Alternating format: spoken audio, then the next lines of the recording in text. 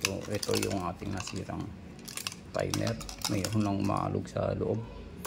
So, nangamoy sunog. Meron dito. Gumagana naman siya ng ilang beses. Tapos na bumigay na. So yun, matagal na kasi ito guys. Bubuksan ko. Tignan natin yung loob kung ano yung nasira. Kung ano yung nasira sa'yo.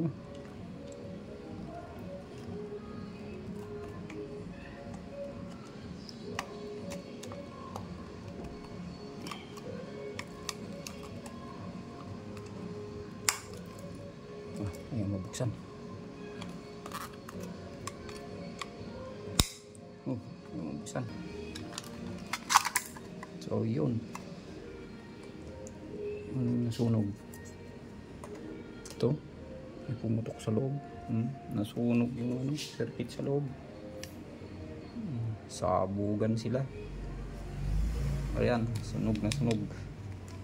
So, dahil matagal na siguro ito, kaya ganun. Gumana pa siya ng ilang beses. So yan, wala na to guys. Tapon.